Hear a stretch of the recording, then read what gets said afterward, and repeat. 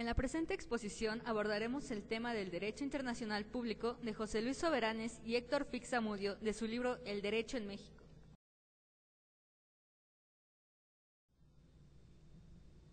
Empezaremos por retomar a Maurice Horiu, quien dice que desde la existencia de los primeros mitos, teogonías y panteones, surge también como un fenómeno social el derecho internacional.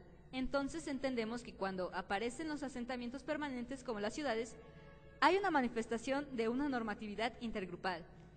De ahí que dentro de la antigüedad se encuentran ya testimonios históricos como los tratados, con el fin de establecer un régimen de fronteras y un sistema de arbitraje, como por ejemplo entre Mesopotamia, Umán y Lagash. También en otras culturas como la India, el mundo panhelénico y Roma, se encuentran instituciones que hoy podemos llamar derecho internacional. Con la paz de Westfalia surge el derecho internacional moderno constituido por un conjunto de normas en una posición de igualdad. El derecho internacional debe dar respuesta a la realidad y a las exigencias y a las expectativas del género humano. Para eso, la Organización de las Naciones Unidas ha dado lugar a las conferencias en materia de asentamientos humanos, medio ambiente, desertificación, agua dulce, desarme y derechos humanos. Las declaraciones finales no son obligatorias, han aportado consensos para que los estados se ajusten a estos patrones de la conducta y han señalado los puntos hacia los que se deben orientar la normatividad internacional. Se puede definir al derecho internacional de acuerdo a sus sujetos.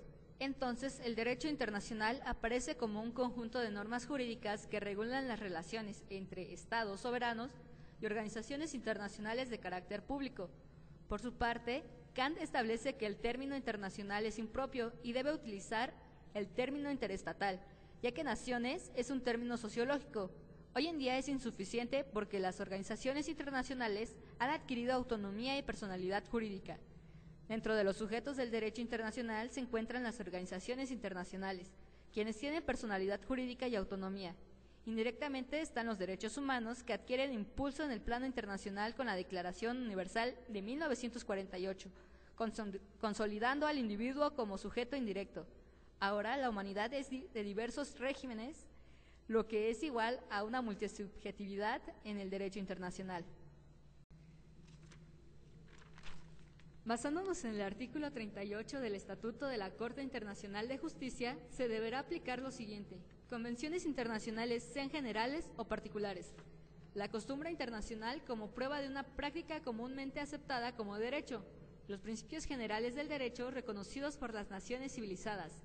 Y las decisiones judiciales y doctrinas de los publicistas de mayor competencia como medio auxiliar para la determinación de las reglas del derecho. El segundo párrafo: existe la posibilidad de que la Corte Internacional de Justicia decida un litigio conforme a la equidad. Se encuentran en esta las fuentes de derecho internacional. A diferencia de lo que acontece en el derecho internacional, donde las normas creadas por una legislatura o por un medio del Ejecutivo, que obedecen a un sistema de creación vertical, en el ámbito internacional, las normas siguen un proceso de creación horizontal. Es posible hacer una clasificación al respecto de fuentes primarias y fuentes secundarias o subsidiarias. Las fuentes primarias son las convenciones internacionales o tratados, costumbres internacionales y principios generales del derecho. Además, obligan inmediatamente y automáticamente a los estados y organizaciones. Al contrario, los principios generales del derecho funcionan como un medio auxiliar a la que acude la Corte Internacional de Justicia a falta de una norma expresa en el derecho internacional. En relación con las fuentes del derecho internacional, es importante apuntar los actos de las organizaciones internacionales en la creación y determinación de las normas jurídicas internacionales. Al respecto, es de gran interés para las resoluciones de la Asamblea General de las Naciones Unidas lo siguiente: dar expresión escrita consuetudinaria y existente, ser la vía merced a la repetición de un enunciado o conjunto de enunciados, para la creación de una norma consuetudinaria. A través de la aceptación por consenso de una recomendación, se genere una nueva norma jurídica. El Estado como sujeto de derecho internacional.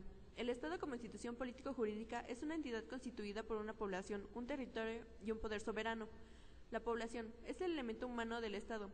se ha sostenido que éste tiene el derecho de constituirse en un Estado. Sin embargo, el derecho internacional no ha reconocido este principio, ya que sería aceptar el derecho de un grupo nacional a separarse. El territorio es el ámbito espacial sobre el cual el Estado ejerce sus competencias.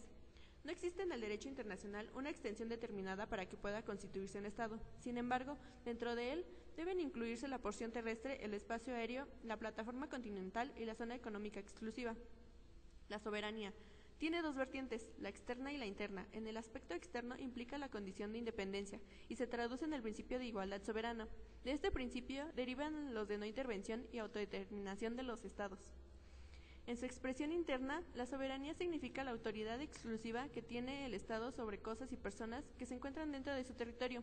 Ello impide la aplicación extraterritorial de las leyes.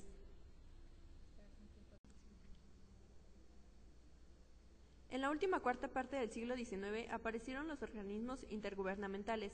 Un hito en la era de las organizaciones fue el establecimiento, en 1919, de la Sociedad de Naciones, primera organización de vocación universal. Actualmente, la Organización de las Naciones Unidas centraliza la cooperación mundial de organizaciones especializadas y regionales.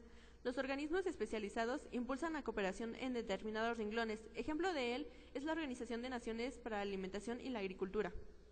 Los organismos regionales se estructuran sobre determinada región geográfica, como la Organización de Estados Americanos. Sin embargo, otros organismos internacionales no tienen vinculación con las Naciones Unidas, como la Organización de Países Exportadores de Petróleo. La Organización de las Naciones Unidas sustituyó a la Sociedad de Naciones. Esta nació con la firma de la Carta de San Francisco en 1945 y estableció su sede en Nueva York y cuenta con 6 órganos principales. Uno de ellos es el Consejo de Seguridad Nacional, que mantiene la paz y la seguridad internacionales. Tienen 2 tipos de atribuciones, las contenidas en el capítulo 4 de la Carta, referentes a la solución pacífica de las controversias, por las que puede llegar a las partes por medio del arbitraje, los buenos oficios, la mediación, etc., y los contenidos en el capítulo 9, donde se contemplan las amenazas, los quebrantamientos de la paz y los actos de agresión.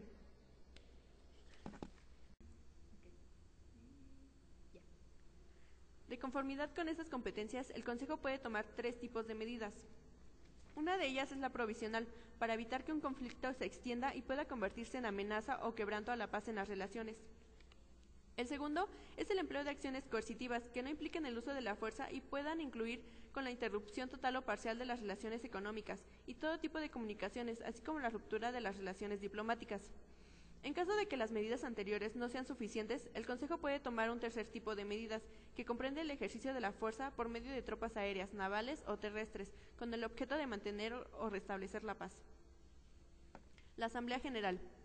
Órgano democrático de la organización, y en él están representados todos los Estados miembros. Cada delegación consta de 5 miembros y tienen un solo voto. Entre sus atribuciones está la discusión en cualquier asunto dentro de los límites de la organización, excepto aquellos casos en los que el Consejo de Seguridad desempeñe sus funciones. La Secretaría. Órgano administrativo de la organización. A su frente se encuentra el Secretario General, que tiene funciones administrativas y políticas.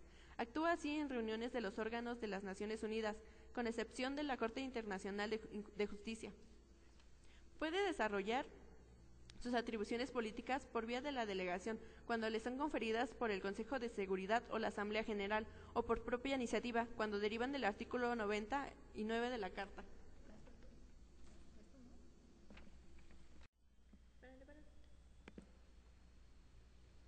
Consejo Económico y Social, órgano que promueve la cooperación en el orden económico y social y que consta de 54 miembros. Parte de sus actividades se desarrolla a través de comisiones regionales. De esta forma existe la Comisión Económica para Europa y la Comisión para África. El Consejo de Administración Fiduciaria se encarga de vigilar el régimen de mandato de la Sociedad de Naciones, que eran territorios dominados por las potencias vencidas en la Primera Guerra Mundial. Dichos territorios, que no eran independientes, se ubicaron bajo la administración de otro Estado, que tenía la obligación de promover el desarrollo económico y social, fomentar el respeto de los derechos y prepararlos para el acceso a la independencia política. La Corte Internacional de Justicia es el organismo judicial de las Naciones Unidas, integrada por 15 jueces nombrados en atención a su calidad de internacionalistas y de acuerdo con su criterio geográfico de representación de los principales sistemas jurídicos del mundo.